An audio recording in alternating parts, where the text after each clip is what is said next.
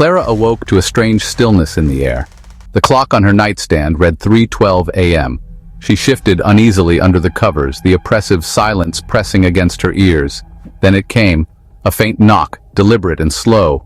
At first, she thought it was the front door, but as her ears adjusted, she realized the sound came from the closet. She froze, staring at the closed door across the room. That closet hadn't been opened in years, not since the night her brother Adam had vanished. She'd begged her parents to get rid of it, but they only painted over it, leaving it sealed and forgotten. Or so she thought.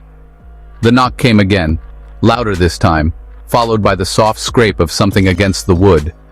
Clara's skin prickled. The air in the room felt heavier, colder, like someone, or something, was watching. Her name slithered out in a rasping whisper, barely audible but unmistakable. It was coming from inside the closet. She clutched her blanket tighter, her heart pounding so hard she thought it might burst. The voice rasped again. It sounded familiar, horrifyingly familiar, like Adam's voice but distorted, stretched into something inhuman. She wanted to run, to scream, to bolt out of the room, but her body wouldn't move. As she stared, paralyzed, a shadow began to pool beneath the closet door.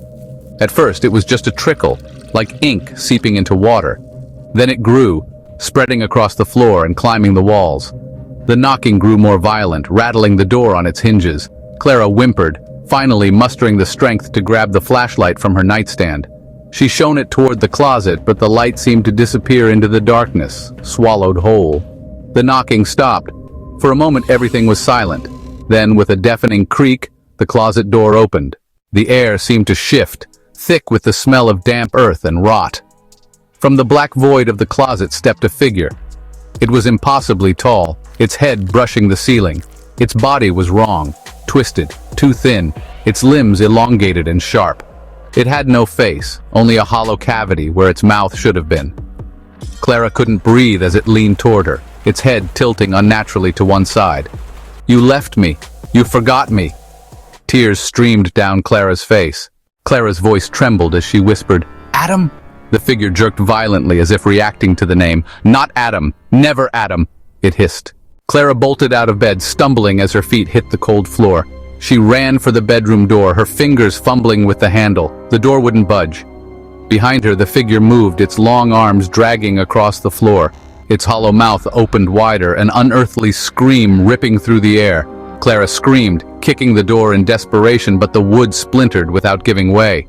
The walls of the room began to ripple, bending and twisting like melting wax.